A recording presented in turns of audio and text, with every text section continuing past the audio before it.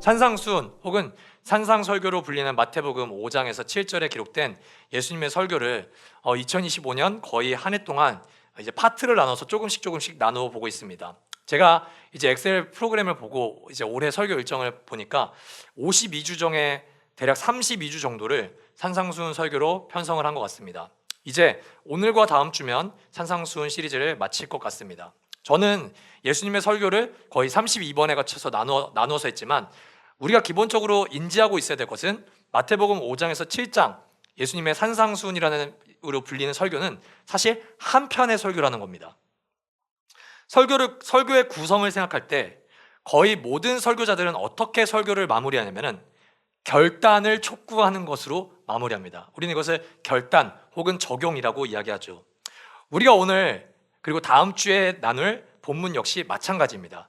예수님은 산 위에서 설교를 하고 그리고 이제 마지막에 듣고 있는 제자들에게 결단 혹은 적용을 요구하면서 설교를 마치려고 합니다. 그리고 이 부분에는 대비라는 방식을 사용하셔서 말씀을 듣는 제자들이 하나님 나라의 백성으로 제자도를 살아갈 것을 촉구하십니다. 오늘은 그 중에 좁은 길에 대한 비유의 의미를 설교를 통해 나눠보려고 합니다. 설교는 세 가지 내용으로 전개를 할 겁니다. 먼저 이 부분을 너무나도 사람들이 잘못 인지하고 있는 부분이 많아서 가장 먼저는 복음에 대한 오해를 나누겠습니다. 가장 먼저는 복음에 대한 오해, 이걸 나눌 거고요. 두 번째는 복음이 말하는 자유를 말할 겁니다.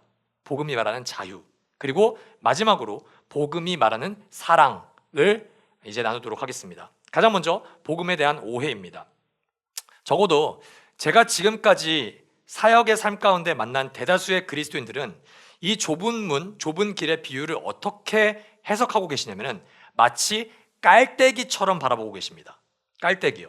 쉽게 설명하면 이런 그림입니다. 야, 교회에 들어와서 예수님 영접하는 거는 누구나 할 수 있어. 야, 어느 누구나 오라. 근데 너는 이제 오늘 교회를 처음 온 순간 그리고 예수 그리스도를 영접한 순간 이제 레벨 1의 문을 통과한 거야. 이제 날마다 더 혹독하고 열심히 믿음의 삶을 살아야 돼.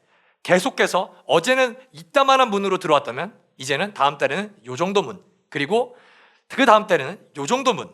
그래서 이 훈련을 마쳐야만 너는 최후의 천국문에 들어갈 수 있을 거야 라고 해석하는 분들이 간혹 존재하는 것 같습니다. 그리고 생각보다 많은 그리스도인들이 이렇게 해석합니다.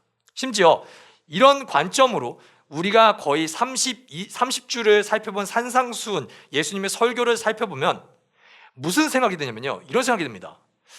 내가 진짜 천국에 들어갈 수 있는 건가? 왜냐하면요, 산상수훈을 살펴볼까요? 한번 리마인드 해볼게요. 예수님이 마치 천국에 들어가는 구원에 이르는 문을 점점 더 좁히는 듯한 말씀을 우리에게 굉장히 많이 하십니다. 예를 들어 볼게요. 살인하는 사람만 재판받는 줄 알았습니다. 그런데 예수님 뭐라고 하시죠? 살인하는 사람만 재판받는 게 아니야. 형제 자매에게 분노하는 사람은 심판받아야 돼. 문을 좁히시죠. 또 뭐라고 하십니까? 실제적인 간음을 저지른 사람만 우리는 간음하는 사람으로 정죄당한 줄 알았습니다. 그런데 예수님 뭐라고 하시죠? 마음과 생각의 음욕을 품는 자도 간음한 사람이야. 문이 확 좁아집니다. 원수를 사랑하라고 합니다.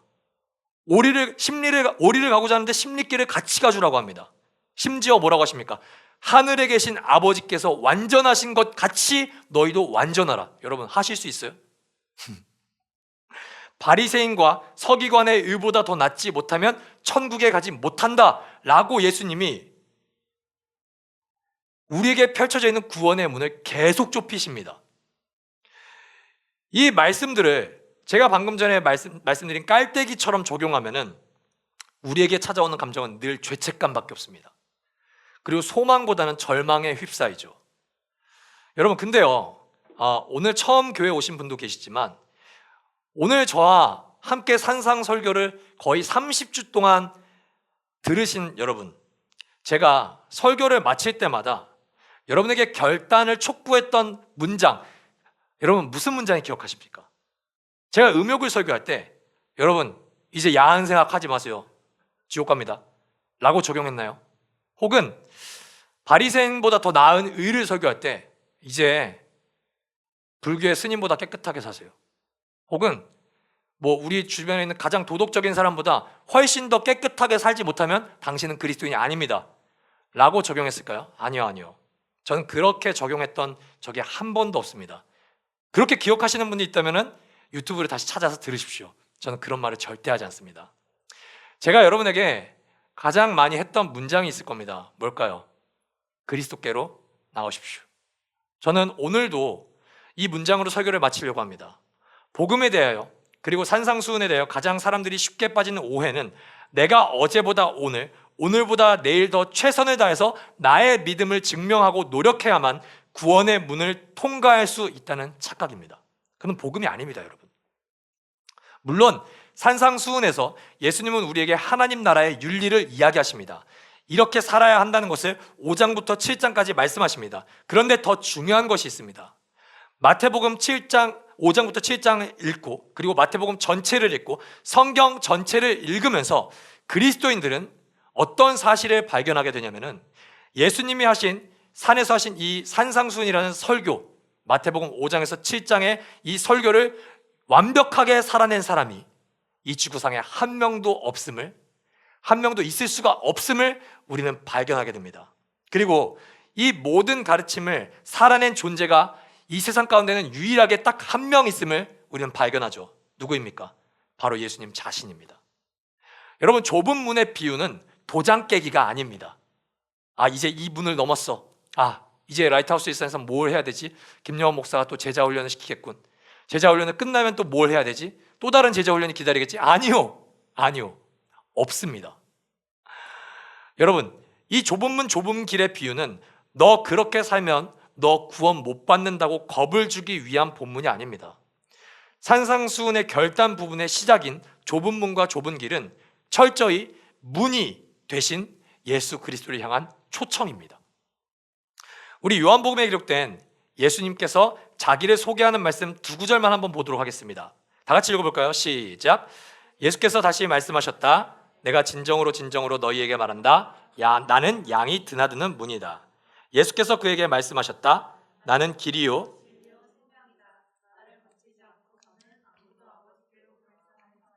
아멘. 여러분, 성경을 토대로 제가 확실한 것을 선포하겠습니다. 구원은 오직 예수 그리스도를 믿는 믿음으로만 얻습니다. 우리는 이것을 이신칭이라고 하죠. 그리고 이 문은 여러 개가 있어서 오늘 레벨 1, 내년에 레벨 2, 너 레벨 97까지 왔는데 조금만 더 할 수 있는데 너 이거를 못 넘네? 너는 탈락. 마지막에 천국문에서 탈락하는 그런 구원은 존재하지 않습니다.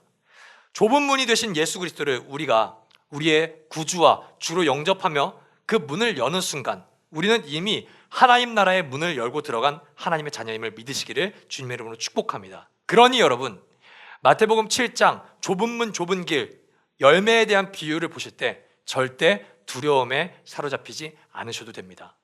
두 번째 오해가 있는데 이런 겁니다. 나는 이제 예수를 믿었으니 아무것도 안 해도 된다.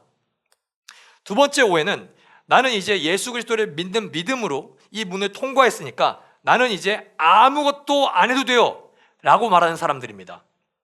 목사님, 예수 믿음으로만 구원을 얻는다며요. 나 이제 예수 믿었어요. 이제 구원이 나에게 보장됐잖아요. 나는 이제 내 맘대로 살래요 라고 말씀하시는 분들이 간혹 계십니다. 자, 이런 분들은 어쩌면 사실 이 문을 통과도 하지 않은 사람일 확률이 높습니다.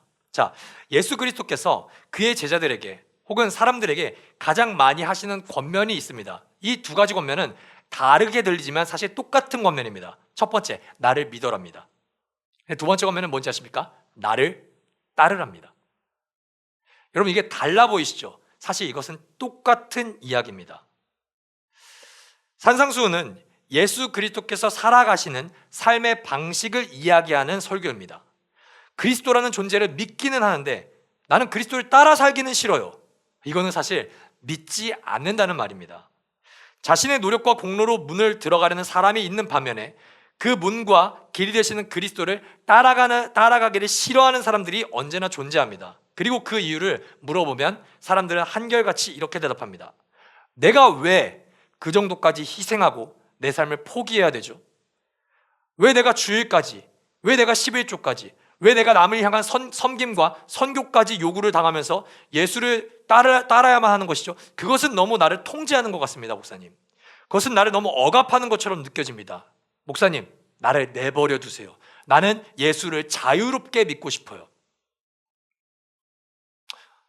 굉장히 이성적이고 합리적이고 어떻게 보면 설득력 있는 말이죠. 여러분, 우리가 착각을 하는 게 있습니다. 무슨 착각이냐면요, 우리는 예수를 믿는데 예수를 따르는 것이 아니라 내가 내 맘대로 믿고 사는 것을 복음이 나에게 주는 자유라고 생각합니다. 근데 진짜 그게 복음이 주는 자유일까요? 저는 오늘 복음이 말하는 자유에 대해서 여러분께 설명을 드려보고 싶습니다. 제가 사람들이 복음을 오해할 때 이제 무슨 그림을 비유로 들었냐면 깔때기로 비유했잖아요. 그건 복음이 아닙니다. 이제 뭐 도장 깨기, 그래서 가장 좁은 문으로 우리가 들어가는, 그거는 복음적이지 않아요. 근데 성경이 우리에게 제시하는 복음의 원리, 자유케 하는 복음은 어떤 그림이냐면 깔때기를 반대로 놓는 그림입니다. 출입문이 굉장히 좁죠. 출입문이 굉장히 좁아요. 여기에 들어가려면 어떤 짐도 가지고 들어갈 수가 없습니다. 다 내려놔야 됩니다. 짐을 내려놓는다는 조건 하에 저 점 같은 좁은 문을 통과할 수가 있습니다. 근데 그 안으로 들어가면 어떻게 되죠? 굉장히 넓어집니다. 새로운 세상이 펼쳐집니다. 가장 쉬운 노래로 Into the Unknown, 이 그림을 가장 정확하게 설명하는 노래입니다. 자, 이 그림을 조금 더 쉽게 설명하기 위해서 추가적인 설명을 들어볼게요. 성경의 한 이야기를 여러분들께 들려드리겠습니다. 누가복음 18장에 보면요, 큰 부자로 기록되는 사람이 예수님을 찾아와서 이렇게 물어봅니다. 선하신 선생님, 내가 무엇을 해야 영생을 얻겠습니까? 다른 말로 표현하면 내가 어떻게 하면 구원받을 수 있나요? 내가 어떻게 하면 천국 갈 수 있나요? 이런 질문이겠죠. 이 질문에 이제 예수님은 문을 제시합니다. 간음하지 마세요. 살인하지 마세요. 도둑질하지 마세요. 거짓으로 증언하지 마세요. 그리고 당신의 부모를 공경하세요. 자, 벌써 5가지 문이 등장했어요. 그런데 우리 같으면은, 저 같으면은, 와, 기독교 겁나 빡세네, 안 해, 나 못해, 이러고 떠날 텐데, 놀라운 대답은 이 부자로 기록된 사람이 뭐라고 하냐면, 저 이거 어려서부터 다 지켰어요. 예수님, 저는 이미 이 문을 통과한 사람입니다 라고 말해요. 자, 근데 예수님이 뭐라고 말씀하시냐? 누가복음 18장 22절을 다 같이 한번 읽어보도록 하겠습니다. 시작. 예수께서 이 말을 들으시고 그에게 말씀하셨다. 내게는 아직도 한 가지 부족한 것이 있다. 내가 가진 것을 다 팔아서 가난한 사람들에게 나누어 주어라. 그리고 와서 나를 따라라. 지금 5개의 문이나 통과한 사람에게 예수님은 또 하나의 문을 제시하십니다. 너 가진 거 많지? 그거 가난한 사람에게 다 주고 와. 부자의 입장에서는 자기의 인생을 구원하는 것이 언제나 늘 돈이었습니다. 여기에 나의 평안이 있고 여기에 나의 구원이 있습니다. 나는 돈이 따라가는 곳에 나의 인생을 늘 따랐던 사람입니다. 그런데 그 돈을 내려놓고 예수 그리스도는 자기를 따라오라고 합니다. 여러분, 완벽하게 좁은 문이 이 부자에게 설정되었습니다. 자, 이 부자의 반응은 어떨까요? 영생의 주인이신 예수 그리스도를 따라가며 그가 행복한 into the unknown, 새로운 세계를 경험했을까요? 자, 부자의 반응을 읽어보겠습니다. 이 말씀을 듣고서 그는 몹시 근심하였다. 그가 큰 부자이기 때문입니다. 그리고 이제 그 부자의 행동을 보고 예수님이 말씀하십니다. 예수께서는 그가 근심에 사로잡힌 것을 보시고 말씀하셨다. 재물을 가진 사람이 하나님 나라에 들어가기는 참으로 어렵다. 부자가 하나님의 나라에 들어가는 것보다 낙타가 바늘기로 들어가는 것이 더 쉽다. 여러분, 낙타가 바늘기로 들어가는 것, 무슨 문입니까? 좁은 문이죠. 굉장히 좁은 문이죠. 오늘 본문이 말하는 좁은 문과 일맥상통합니다.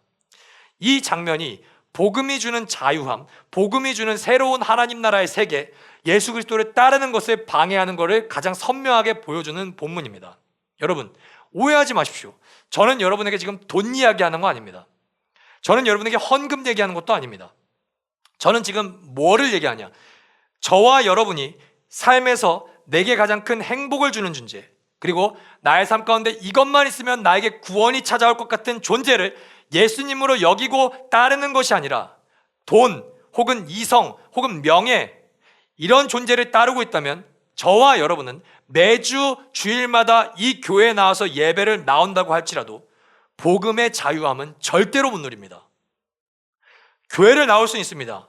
마치 주일에는 내가 이 문을 통과해야지, 그렇게 해서 이 문을 좁은 문으로 생각하고 교회는 나올 수 있다고요. 근데 그 문이 정말 그리스도께서 생각하시는 문인지는 살펴보십시오. 목사님, 뭐예요? 자유를 말씀해 주신다며요. 왜 더 숨막히게 하십니까? 지금 자유함을 설명해 주신다고 분명히 말했잖아요. 맞습니다. 이 이야기가 예수를 믿기 위해서 혹은 따라가기 위해서 주일 성수하고 헌금 많이 하고 혹은 다른 사람에게 베푸는 것도 많이 해야만 천국을 가야 된다는 것으로 여러분들이 지금 인식하셨다면, 여러분은 제가 설교 초반에 말씀하셨던 복음에 대한 오해에 빠져 계신 분들입니다. 저는 지금 사랑으로부터 오는 참된 자유를 설명해 드리고자 합니다. 지금 부자는 어떤 상황이냐? 영생을 얻고 싶어요. 예수님이 필요해요. 근데 전적으로 사랑하면서 따라가고 싶지는 않아요. 그냥 내가 즐길 수 있을 만큼, 내가 즐기는 정도, 내가 나에게 유익을 제공해 줄 수 있는 만큼만 내가 그것을 받으면 되는 정도, 죽어서 천국에 갈 수 있는 정도만 예수님과 교제하고 싶어요. 근데 예수님은 뭐라고 말씀하십니까? 나를 따라와라. 나는 너의 전부를 원한다. 제가요, 이 설교 그리고 다음 주 설교를 어떻게 하면 더 복음의 관점에서, 은혜의 관점에서 여러분들께 쉽게 설명할 수 있을까 머리가 터질 정도로 한 이틀 정도를 고민했습니다. 부자 청년 이야기도 조금 어려울 것 같은데 이거를 가장 우리 생활 가운데서 가장 정확하게 이 비유를 설명하는 게 뭐가 있을까 제가 이틀 동안 고민을 하면서 하나님께 지혜를 달라고 전전긍긍하고 있는데, 제 눈에 사진 하나가 들어왔습니다. 무슨 사진이냐? 저의 결혼 사진입니다. 그 사진을 보는 순간, 와, 오늘 본문의 좁은 문, 좁은 길과 더불어 지금 예로 들어드린 부자 청년의 이야기까지 복음이 어떻게 우리에게 자유를 주는지를 정확하게 설명할 수 있을 것 같더라고요. 결혼하신 분들도 계십니다. 결혼을 예정하신 분들도 계십니다. 여러분 그거 아십니까? 한 사람과 한 사람이 결혼을 한다는 것은 이 땅의 모든 이성을 다 포기하고 들어가는 겁니다. 여러분, 저는요 박소연이라는 사람과 결혼하기 위해서 수지와 아이유를 포기하고 갔습니다. 뭐죠 이 비웃음은? 반대로 박소연 성도님의 입장에서는 김영훈이라는 사람은 세상의 모든 남자라는 경쟁률을 뚫고 자기와 결혼한 겁니다. 여러분 제가 여쭤볼게요. 이게 대학 입시율과 비교가 될까요? 아니요, 대학 입시율은 잽도 안 됩니다. 회사 입사율 수준의 경쟁률이 아닙니다. 이 세상의 모든 남자와 경쟁해서 저는 박소연을 선택했죠. 이것은 수치로 환산을 할 수가 없는 비율입니다. 결혼식장으로 들어가는 그 문은, 잘 들으십시오, 세상에서 가장 좁은 문입니다. 그리고 신랑 입장 혹은 신부 입장했을 때 그 걸어가는 길은 여러분 세상에서 가장 좁은 길입니다. 단 한 사람만 선택할 수 있는 길이죠. 그 길을 걷는다는 것은 이제 평생 다른 남자 혹은 여자에게는 사랑을 주면 안 된다는 속박이 전제됩니다. 가혹합니까? 부당한가요? 내년에 결혼을 앞둔 우리 승민 승부님, 신부 되실 분의 이름까지는 제가 모르겠어요. 이제 결혼식장에 들어가는데 신부가 이 결혼식장 이 길에서, 승민아, 나는 너를 진짜 세상에서 제일 사랑해, 나를 믿어줘. 근데 너를 세상에서 제일 사랑하지만 내 전남친이 사실 너무 괜찮은 사람이었어. 365일 중에 딱 하루만 전남친과 보내는 거를 너는 허락해 줄 수 있겠니? 라고 물어보면 승민성도님 뭐라고 하시겠습니까? 안 돼요? 왜 안 됩니까? 365분의 1은요 100분율로 따지면 0.27%입니다 99.73%를 승민성도님과 1년을 보내는 거예요 99.73%라니까요 사랑 안 하는 게 아니에요 통계적으로 보면 이보다 훌륭한 수치가 어디 있습니까 여러분? 여러분 같으면 여러분의 배우자 될 사람이 그렇게 말씀하신다면 허락하시겠습니까? 그래 뭐 세상의 모든 남자들 만나는 것도 아니고 딱 한 명 더 만나는 겁니다 딱 한 명 더 만나는 건데 심지어 일주일도 아니에요 365일 중에 딱 하루 만나는 건데 괜찮지 마음껏 만나 여러분 제정신이라면 이 이야기를 듣고 결혼 서약을 허락하는 사람은 아무도 없습니다 여러분 그걸 거절하는 사람이 가혹한가요?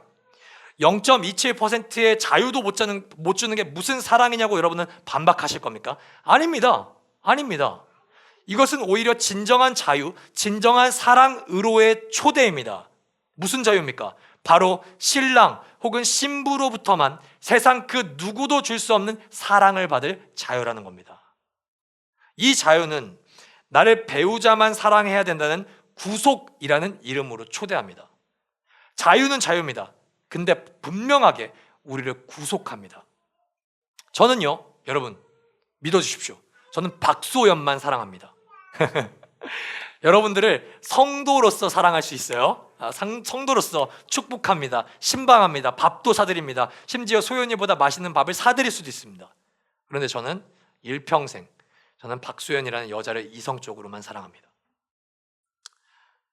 안 믿으시네요 그래서 저는 사랑하는 대상이 정해져 있기 때문에 구속되어 있기 때문에 저는 예전보다 옷을 덜 삽니다 저는 제 아내와 사랑하는 아내와 먹고 마시는 일에 제 돈을 사용합니다 이게 억압일까요? 아니요 이거는 저의 사랑을 할 자유입니다 부모님께 죄송합니다 저는 결혼하기 전에 집에서 설거지를 해본 적이 1년에 한 번 있을까 말까한 나쁜 놈입니다 그러나 저는 오늘도 아이를 재우다가 함께 힘이 들어서 잠든 아내를 보며 오늘 밤 12시에 설거지했습니다 제 아내가 이걸 시켰을까요? 아니요 자고 있었습니다 물론 시켜도 합니다 좀 더 정확하게 말씀드리겠습니다 시켜야 할 때가 솔직히 많습니다 그러나 저는 저의 핸드폰을 할 수 있는 손을 자발적으로 고무장갑에 구속시킵니다 사랑해서요 여러분 저는 고무장갑을 끼는 순간 억압을 느꼈을까요? 돈도 내 맘대로 못 쓰고 내 시간도 내 맘대로 못 쓰고 더 나아가 내 자유도 내 맘대로 못 사용하고 결혼은 정말 최악이야 정승민 결혼하지 마 이렇게 생각할까요? 아닙니다 저는 이 사람에게 속했으므로 다른 어느 여자들에게도 사랑을 구걸하지 않습니다 수지와 아이유에게 나 좀 봐주세요 나는 팬클럽이요 이렇게 하지 않습니다 저는 이 사람의 사랑으로 충분합니다 저는 무한한 자유를 누리고 있습니다 그녀도 나만 사랑한다는 전제하에서요 이것을 복음이신 우리의 신랑 그리스도와 신부된 우리의 관계로 말해볼까요? 여러분은 그리스도를 사랑해서 그리스도가 좋아하는 것을 억압이라고 느끼십니까? 그것이 나의 자유를 침해한다고 생각하시나요? 여러분 예배가 진짜 아깝다 이 시간이면 나는 돈을 더 벌 수 있을 텐데 이거 안 하면 나는 훨씬 더 많은 즐거움을 할 수 있을 텐데 아까우십니까? 혹은 돈이 누군가를 위해 돈을 쓰는 것 혹은 헌금을 하는 것이 내가 누릴 수 있는 더 많은 기회비용을 억압한다고 생각하십니까? 천국을 가기 위해 예수님을 나의 99.73% 정도로만 주인으로 인정하고 내 0.27% 정도는 내가 주인 되어서 마음껏 살아보고 싶진 않으십니까? 여러분 그것은요 제가 확신합니다 여러분에게 참된 자유를 선사하지 않습니다 히틀러의 나치 정권 속에서 폭압 속에서도 끝까지 저항하며 그리스도께 순종한 삶을 결단한 디트리히 본 회퍼라는 목사님이 나를 따르라 영어 제목으로는 디사이플십 제자도라는 책을 쓰셨는데요 그 책에는 이런 문장이 있습니다 예수의 진리를 증언하고 고백하는 것 예수의 적이자 우리의 적인 이 진리의 원수를 예수 그리스도의 조건 없는 사랑으로 사랑하는 것 바로 이것이 좁고 험한 길이다 예수의 약속을 믿되 무방비 상태로 원수를 만나는 것, 불의한 일을 하기보다는 불의의 고난을 겪는 것, 바로 이것이 좁고 험한 길이다. 그것은 견디기 어려운 길이다. 매 순간 추락의 위험이 도사리고 있는 길이다. 내가 걷도록 명령받은 길로 여기고 벌벌 떨면서 걸어도 사실상 걷기가 불가능한 길이다. 하지만 앞서 가시는 예수를 꾸준히 바라보고 그분만을 바라보며 꾸준히 뒤따라간다면 이 길에서도 무사하게 될 것이다. 그분 자신이 바로 그 길이다. 그분이야말로 좁고 험한 길이자 좁은 문이다. 지금이야말로 그분만을 찾을 때다. 할렐루야. 때로는요, 예수 그리스도께서 산상수훈에서 말씀하시는, 혹은 성경이 지속해서 우리에게 삶의 방향을 말씀하시는 그런 삶의 모습들이 우리에게 참 부담이 될 때가 많습니다. 저 역시 마찬가지입니다. 인생에서 찾아오는 수많은 선택지 속에서 예수 그리스도가 말씀하신 것을 따르는 것이 아니라 세상의 방식을 따르는 것, 다수가 가는 길을 따르는 것이 현명하게 보이고 안전해 보일 때도 많습니다. 여러분, 그러나 그리스도인의 진정한 자유는 그 길의 끝에 뭐가 보상으로 다가오는 애가 아닙니다. 물론 우리가 그리스도께서 가신 길을 따라가면 우리는 영원한 생명이 우리에게 보상으로 찾아옵니다. 그러나 그게 중요한 게 아닙니다. 그 길의 결과가 고난이냐 행복이냐가 우리에게 중요한 것이 아닙니다. 가장 중요한 것은 우리의 인생 속에서 우리는 늘 이 길 위에 우리가 그토록 사랑한다고 고백하는 예수님이 계시는가, 그것을 바라봐야 합니다. 그리스도가 함께 계시는 길, 그리스도께서 걷고 계시는 길이 우리에게 안전을 보장합니다. 그가 걷고 계시는 길이 우리에게 자유를 선언합니다. 그가 걷고 계시는 길을 우리가 따라갈 때 우리는 참된 자유와 하나님 나라의 무한한 행복을 누릴 수가 있습니다. 그 길을 따라가시기를 주님의 이름으로 축복합니다. 그렇다면 마지막입니다. 이 길을 따라가기 위한 원동력인 복음이 말하는 사랑에 대해서 마지막으로 여러분께 말씀을 이어가도록 하겠습니다. 여러분, 솔직히 우리는 예수 그리스도를 어떻게 대하면서 살아가는지 한번 자기 자신에게 질문해 보신 적 있습니까? 어쩌면 저와 여러분은 364일 순종하고 하루 불순종하는 존재일까요? 99.73%의 순종과 사랑을 하나님께 드리는 존재라고 저는 제 자신을 소개하기가 참 어렵습니다. 저를 그렇게 자부하기가 힘들어요. 퍼센트가 참 애매한 것 같습니다. 90%도 저는 안 된다고 솔직하게 여러분들께 고백합니다.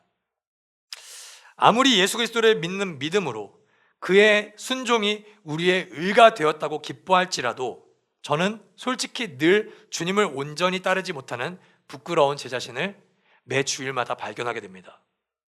저는 입술로는 주님을 사랑한다고 언제나 이야기합니다. 그러나 시간을 사용할 때, 돈을 사용할 때, 그리고 타인을 미워하는 제 마음을 보면 솔직히 제 길은 항상 예수님이 가신 그 길에서 옆으로 새는 것만 같습니다. 마음은 주님의 품을 늘 두드리고 주님의 가슴을 늘 두드리고 산다고 고백하지만 제 손은 사실 늘 다른 것을 붙잡고 내 인생에 더 유익이 되는 그런 존재의 문을 두드리는 것 같은 인생을 살아갑니다. 제 자신의 모습을 현실적으로 보면, 그리고 만약에 제가 예수 그리스도라서 이런 저를 본다면 제가 주님이라면 저를 토하고 싶을 겁니다. 아, 이거 취소하자. 도저히 너랑은 못 살겠다. 너가 어떻게 신부냐? 나는 지금이라도 당장 이 너와 신랑과 신부의 언약을 파기하고 싶다. 제가 그리스도라면 그랬을 겁니다. 그런데 놀라운 사실이 있습니다. 문과 길이 되시는 그리스도께서 저에게 문을 막지 않으시고 길을 끊지 않으시고, 요한계시록 3장 20절에서 그리스도는 우리를 향해서 이렇게 당신의 사랑을 고백합니다. 보아라, 내가 문 밖에 서서 문을 두드리고 있다.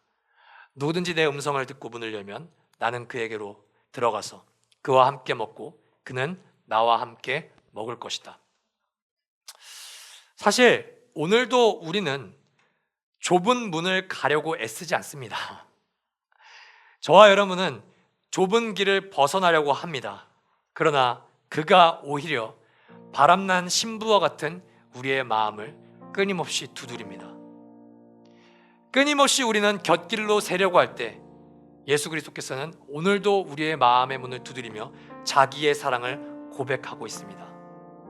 여러분, 그는 어떤 존재입니까? 우리가 찾아가야만, 우리가 애걸해야만 겨우 만날 수 있는 존재가 아닙니다. 그는 우리가 길을 벗어나도 우리의 길 위로 찾아오십니다.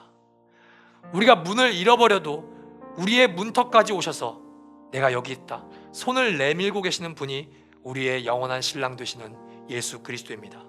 여러분, 그거 아십니까? 사랑은요, 늘 먼저 찾아오는 쪽의 이야기입니다. 언제나 사랑은 먼저 찾아오는 쪽이 더 사랑하는 존재입니다. 로마서 5장 8절은 그리스도와 우리의 사랑의 관계를 이렇게 확증합니다. 그러나 우리가 아직 죄인 되었을 때 그리스도께서 우리를 위하여 죽으셨습니다. 이리하여 하나님께서는 우리들에 대한 자기의 사랑을 실증하셨습니다. 여러분, 기억하십시오. 우리가 좁은 길을 잘 걸어서 우리는 사랑받는 존재가 아닙니다. 우리가 자꾸 무너지고 흔들리고 넘어져도 예수님은 우리의 인생의 길가로 찾아오십니다. 그러고 이렇게 말씀하시죠. 내가 길이다. 결국 너를 목적지까지 데려가는 건 너의 발이 아니라 나의 사랑이다. 이것이 좁은 문, 좁은 길이 되시는 그리스도의 사랑입니다. 좁은 문이 되시는 분이 하늘의 문턱을 넘어 이 땅에 찾아오십니다. 좁은 길이 되시는 분이 십자가의 길을 넘어 우리의 광야로 걸어 들어오십니다. 이것이 우리에게 오늘날 주어진 복음의 사랑입니다. 우리는 늘 다른 문을 들락날락거립니다. 예수 그리스도께서 계신 그 문이 우리에게 어느 순간은 매력이 없습니다. 흥미가 없어집니다.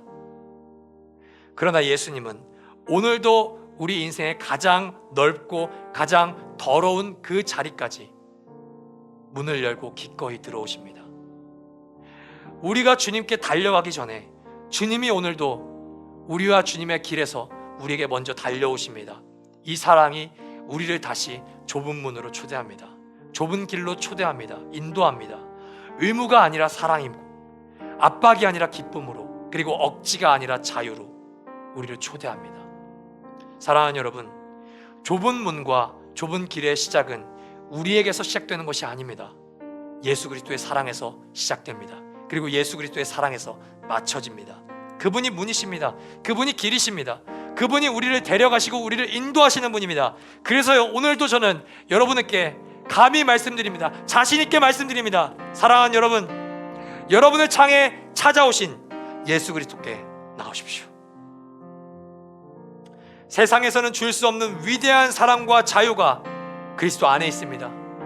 그리스도의 사랑 안에 담겨 있습니다. 여러분, 그게 두려우십니까? 믿음으로 그 문을 선택해 보십시오.